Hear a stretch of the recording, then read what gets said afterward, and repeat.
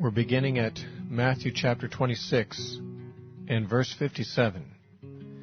Jesus has just been arrested in the Garden of Gethsemane.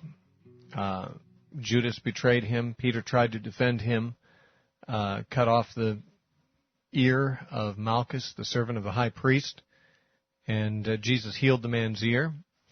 And Jesus submitted to the arrest, although he said he was capable, if he had wished to, of calling to his defense 12 legions of angels. But he did not wish to do that because he said, how then would the Scriptures be fulfilled? He was more concerned to see the Scriptures honored and fulfilled and to do the will of his Father than he was to escape his own death by crucifixion. And we read in the end of verse 56, then all his disciples forsook him and fled, just as he had predicted that they would. Now, a couple of those disciples eventually followed him at a distance, probably what they considered a safe distance. One of those was John, and one of them was Peter. We'll later read about Peter as he followed at a distance, but he was still fairly cowardly and not willing to really take a stand for Jesus. He was just curious to find out what was going on and what would become of him. We read in verse 57, and those who had laid hold of Jesus led him away to Caiaphas, the high priest, where the scribes and the elders were assembled. But Peter followed him at a distance to the high priest's courtyard, and he went in and sat with the servants to see the end. Now the chief priests, the elders, and all the council sought false testimony against Jesus to put him to death, but found none. Even though many false witnesses came forward, they found none. But at last 2 false witnesses came forward and said, this fellow said, I am able to destroy the temple of God and to build it in 3 days. Now, we're told that the chief priests, the Sanhedrin, wanted to find some way to condemn Jesus of a capital crime. And yet he hadn't done any crimes. That makes it a little hard, doesn't it? I mean, unless you're just going to say, well, we don't care that you haven't done any crimes, we're going to kill you anyway. Which some, dictators might do that kind of thing. But the chief priests still wanted to maintain the semblance of being religious and righteous men. Remember, they were the religious leaders of the society. And therefore, they couldn't just say, I don't like you, so I'm going to kill you. They would hardly have any facade of being righteous men in a case like that. And so they had to find some way to justify their evil intentions, to try to make it seem like they, what else could they do but put to death such a man as this? And yet, when a man has done nothing wrong, and the court is trying to find something wrong to execute him for, what are they going to do? They can't find any witnesses to tell of him doing some crime since he hasn't committed any crime. So it says they sought for false testimony. It says they sought false testimony against Jesus to put him to death. Interestingly, it says in verse 60, and they found none, even though many false witnesses came forward. They found none. Now, that's a strange wording because it says they were seeking false testimony to put Jesus to death, but they couldn't find any, even though many false witnesses came forward. Now, is that contradictory or what? I mean, they were seeking false witnesses, and many came forward, but they couldn't find any. Well, what we have to understand is this, that the law of the Jews required not only that you have witnesses against a person, but that you have to have 2 or more witnesses against him. A man could not be condemned in a Jewish court unless at least 2 witnesses would bear witness to having seen him or heard him do something that was a criminal thing. Now, there were many false witnesses who were willing to come forward and say, well, he did this or he did that, but they couldn't find any 2 witnesses to say the same thing. And that's what we read, especially not so much here, but in the parallel account in Mark 14:56. It says that they sought witnesses, and many came forward, but it says, but their testimonies did not agree. Mark 14:56. So apparently these witnesses were sequestered until they were called in, and each one was to testify individually without the others knowing what he said. And they couldn't find any 2 guys to agree on the same charge against Jesus. Many false witnesses came, but they all stood alone in their testimony without any confirmation from others. And it says, finally, they found 2 who came forward. Now, that's, of course, that's the minimum number that you could have under the law. You had to have at least 2 witnesses. And they said, and apparently they said it independently of each other, they said, this fellow said, I am able to destroy the temple of God and to build it in 3 days. This is worded a little differently in Mark 14:59. They said, we heard him say, I will destroy this temple that is made with hands, and within 3 days I will build another made without hands. Now that's a little more detailed, and probably the fact is, since there were two witnesses and they were speaking independently, Matthew gives the testimony of one and Mark gives the testimony of the other. Their testimonies, however, were similar, because they both said that they heard him say he was able to destroy the temple and build it in 3 days. Well, Jesus never actually said that. Jesus did say something a little bit like that, but it's very clear that in people passing the rumor around of what he had said, it had been changed. Because back in John chapter 2, Jesus had been confronted by the religious leaders, and they said, give us a sign that you have the authority to do these things. Namely, what he was doing was driving out the money changers out of the temple. And they said, by what authority do you do this? Give us a sign. And he says, I'll give you this sign. He said, destroy this temple, and in 3 days I will raise it up again. That is obviously the statement that Jesus made that these people were modifying. They may not have known they were modifying it. They may have heard it through the grapevine. It may have changed. Jesus did not say, I will destroy this temple and I will build it in 3 days. He said, you destroy this temple and I will build it in 3 days. And John tells us that he was not even speaking about the Jewish temple. He was talking about the temple of his body. That if these men would kill Jesus, he would raise himself up again 3 days later. And that is his meaning. But he never did say that he would destroy the temple. He simply challenged them to do so and said, if you do so, I will raise it up in 3 days. So these witnesses misquoted Jesus. Now they may, as I say, they may have heard this statement of Jesus through the grapevine, and it may have been changed to the form that they give it here in. But if so, they shouldn't be witnesses in court, because they say that they heard him say it. A witness who heard a rumor that this man said something, and someone told me that someone told him that someone told her that someone said this, that's not the kind of witness that stands up in court. In any case, even if they had told the truth, even if Jesus did say, I am able to destroy the temple and build it again in 3 days, although he might be thought to be crazy to say such a thing, yet is it really criminal to say such things? I mean, where's the law that says thou shalt not say you can destroy the temple and build it again in 3 days? There's nothing intrinsically blasphemous. There's nothing intrinsically unlawful about making such a statement. And therefore, even though they finally found two witnesses to say something very similar to each other, what they said wasn't enough to condemn a man to death. Why? I mean, I'm sure the council was scratching their heads saying, okay, we finally got him on something.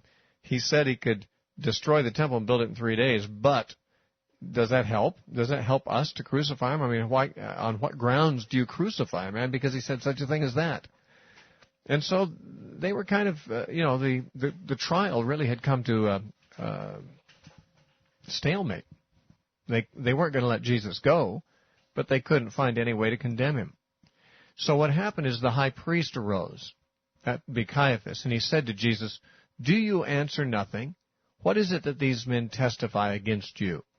But Jesus kept silent. Now the high priest, the reason he broke in here is because they were getting nowhere with witnesses, so he thought he'd cross-examine the defendant. Actually, in the Jewish law, there were certain regulations. These are not found in the Jewish law that God gave, but in the laws that the Jews had adopted for their own protocol in court, that it was illegal under their protocol for the high priest to cross-examine the witness if the other witnesses broke down and were unable to bring anything. It was not right in the Jewish law for a high priest to try to bring condemning charges against a man when there had been no witnesses to do so. But that's exactly what the high priest is doing here. He's breaking their own custom. And he says, okay, listen, we're getting nowhere with these witnesses. Let's just talk to Jesus himself. I adjure you, don't you have anything to answer? These men are testifying against you. But Jesus kept silent. And the high priest answered and said to him, I adjure you by the living God that you tell us if you are the Christ, the Son of God. Now, in other words, Caiaphas was putting Jesus under oath and saying, swear by God. I'm adjuring you in the name of God tell the truth. It's a different form of doing so, but it's the same kind of thing as asking a witness in court to say, to tell the truth, the whole truth, and nothing but truth, so help him God. It's swearing by God that Caiaphas was asking Jesus to say under oath whether he was the Messiah. That's what the word Christ means, whether he was the Son of God. Now, Jesus finally broke his silence, perhaps out of respect to his Father, whose name had been invoked here by the priest, even though the priest hardly had any right to invoke it. But because Jesus did care about the honor of his Father, and because the living God was invoked, Jesus, probably out of deference to God, said to him, "It is as you have said. Nevertheless, I say to you, hereafter you will see the Son of Man sitting on the right hand of the power and coming on the clouds of heaven." Now, when Jesus said, "It is as you have said," he's agreeing, I am the Christ, I am the Son of God. From time to time, I meet people who tell me that Jesus never claimed to be the Son of God. They say he only claimed to be the Son of Man. People who say this prove that they've never done any homework, or they haven't looked very far. They haven't researched what they're saying. Jesus did claim to be the Son of God, although it is true that he claimed to be the Son of Man, and he did claim to be the Son of Man much more frequently than he claimed to be the Son of God. But you will find in the Gospels a number of times where Jesus makes it very clear that he is the Son of God, and this is one of them. He was put under oath in court. "Are you the Son of God?" He said, "Yes, I am. It is as you have said." Now, he didn't stop there. Since he broke his silence, he decided to go on. And he said, "Nevertheless, I say to you, hereafter," that means sometime in the future, "you will see the Son of Man sitting at the right hand of the power and coming on the clouds of heaven." Now, I suppose most of us Christians understand this to be a prediction of his second coming. However, if it is a prediction of Jesus' second coming, one wonders how it is that Caiaphas and those present at that time could be said to be ones who would see it. Since they died, they are dead now, and Jesus has not come back yet. One might argue, well, I guess Jesus will raise them from the dead to view it. But I don't know that that would be the most natural way to understand it. Jesus had earlier, in Matthew 16:28, he said to his disciples, "Some of you standing here will not taste death before you see the Son of Man coming in his kingdom." And in Matthew 24, he also spoke of the Son of Man coming with the clouds of heaven and said, "This generation will not pass away before these things are fulfilled." In other words, Jesus predicted twice that he would come, and he would come within the generation of those that were hearing him. And even once he mentioned coming with the clouds of heaven. Those things are in this statement too. He says, "You will see the Son of Man sitting at the right hand of the power and coming on the clouds of heaven." And he said it to the Sanhedrin, the men living right then. And it would seem that, like the other statements he made, that the disciples would not all die, or that generation would not pass before the people see this, that when he spoke to Caiaphas and the chief priests, that he was saying that in their lifetime they would see the Son of Man coming back in judgment and in power. Now, if he was talking about his second coming, then of course he missed his prediction, but we don't believe, at least we Christians don't believe, that Jesus could miss a prediction because he was not a false prophet, he was the true Messiah. And because of that, I would have to say Jesus' prediction did come true. And it may very well be, just as I believe his comments in Matthew 16 and Matthew 24 are, it could be that these words refer to his coming in judgment in 70 A.D., not his actual second coming, but the coming of God's judgment upon Jerusalem when the Romans came and destroyed that city. This was spoken of in Scripture as God sending his armies. It was referred to as the vengeance of God upon Israel for the things they did to Jesus. It could certainly be said, using the same imagery that the Old Testament prophets used, that this was Jesus coming in judgment upon them. And whatever he meant, it did not set well with the hearers at the time. Caiaphas tore his clothes, it says. Now, tearing the clothes was a way of saying that one is greatly grieved and offended. In many cases, it was a sign of repentance in Old Testament. But the tearing of the clothes basically is is an expression of angst and shock and astonishment and being offended at something. And so the high priest acted as if Jesus had just committed blasphemy. Now, there was, in fact, an Old Testament precedent for people being put to death for blasphemy. And since they were seeking charges against Jesus by which they could put him to death, the priest probably felt like, we finally got what we need. He's blasphemed. But when we think about it, what did Jesus say that was blasphemy? He said he was the Christ, the Son of God. But really, where in the precedent of Jewish law was it ever called blasphemy for someone to say he was the Messiah? Many Jews said they were the Messiah. They were not persecuted by the Sanhedrin for this. They were usually persecuted by the Romans for saying such things. And these false messiahs were usually hunted down and killed by the Romans. But the Jews had never said it's a blasphemy for someone to say he's the Messiah. And to say that one is the Son of God, likewise, is not in itself a blasphemy, since the term Son of God is vague enough that certain individuals are called sons of God even in the Old Testament. In other words, when Jesus said he was the Messiah, the Son of God, he did not say anything that for which a precedent had been established to call that blasphemy. Now, when he said, you will see the Son of Man sitting at the right hand of the power and coming on the clouds of heaven, certainly it sounded like a statement that would be either made by a divine person or else a madman, but it still was not the same thing as blasphemy. There's nothing in Jesus' statement that necessarily was the same thing as saying, I am God, or that in any way was disrespectful to the name of God, which blasphemy would be. However, the high priest and those who were with him had been trying all night to get Jesus to say something self-incriminating, and Jesus had been silent up to this point. This is the first time he'd opened his own mouth.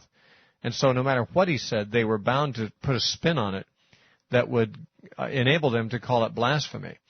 And although Jesus didn't really say anything that was blasphemous, they decided that's the charge we're going to use. He's committed blasphemy. So in verse 65 it says, Then the high priest tore his clothes, saying, He has spoken blasphemy. What further need do we have of witnesses? Yeah, they were tired of witnesses. The witnesses weren't working out very well. So he says, we don't need witnesses anymore. We've heard him with our own ears. Look, now you have heard his blasphemy. What do you think? Caiaphas said to the court. And they answered and said, He is deserving of death. Well, this was a foregone conclusion. It was not something they decided because of what he had said. They had decided before they ever arrested him that he is worthy of death. And for that reason, they, of course, were just looking for an excuse to say this. Finally, they got their chance to say it. He's deserving of death. Then they spat on his face, and they beat him. And others struck him with the palms of their hands, saying, Prophesy to us, Christ. Who is the one who struck you? Now, we have more details on this in some of the other Gospels, how that Jesus was delivered over to soldiers to endure this kind of mistreatment. And they blindfolded him, and they struck him, and they said, Prophesy to us. If you're the Messiah, you should be able to prophesy and tell us who it was that struck you. And so they mocked him. They hit him with the palms of their hands. They spat on his face. And this is the indignity that the Jews of that time heaped upon the Son of God. And one need not wonder why it was that they were so deserving of the punishment that came upon them when the Romans came and destroyed their city. Now, Peter, we know, denied Jesus after this, and we read of it in the following verses, verse 69 through 75. Now, Peter sat outside in the courtyard, and a servant girl came to him, saying, You also were with Jesus of Galilee. But he denied it before them all, saying, I do not know what you are saying. And when he had gone out to the gateway, another girl saw him and said to those who were with him, who were there, This fellow also was with Jesus of Nazareth. But again he denied it with an oath, I do not know the man. And after a while, those who stood by came to him and said to Peter, Surely you also are one of them, because your speech betrays you. Apparently meaning he had an accent, a Galilean accent, and Jesus' disciples were known to be mostly Galileans. Then he began to curse and swear, saying, I do not know the man. And immediately the rooster crowed. And Peter remembered the word of Jesus, who had said to him, Before the rooster crows, you will deny me 3 times. and then he went out and wept bitterly. Here, Jesus, in his hour, presumably, I mean, from the human standpoint, the hour of greatest need, Peter's friend Jesus is on trial for his life when he's done nothing wrong. Peter does not even so much have the courage as to say, I'm his friend. I'm on his side. I'm one of his followers. I protest this injustice. Peter is a wimp, and Peter realizes it after 3 times he denies Jesus. Now, it's not even so much that Peter was specifically being challenged by the police on this matter. I mean, if it was the police challenging him, then he might say, oh, I'm going to be under arrest here, and, fear might take hold. Understandably, in a case like that maybe I'm going to be crucified. But this was just some people out there warming themselves in the courtroom, in the courtyard, I should say, and they recognized Peter, or they recognized his speech, his accent, and so forth.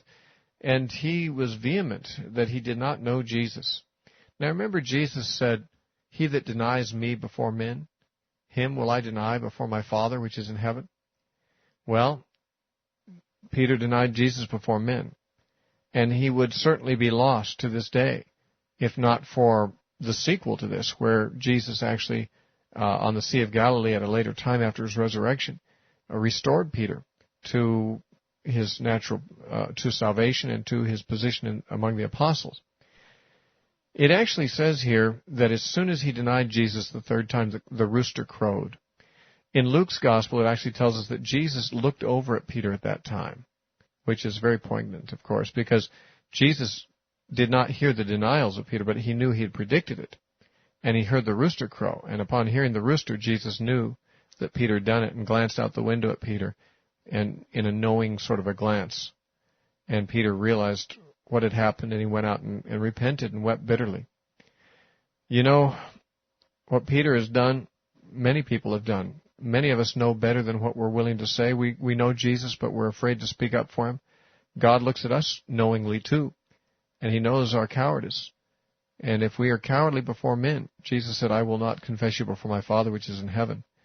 I suggest that we not repeat Peter's mistake, but we go on to boldly proclaim Christ before men, even in the face of persecution.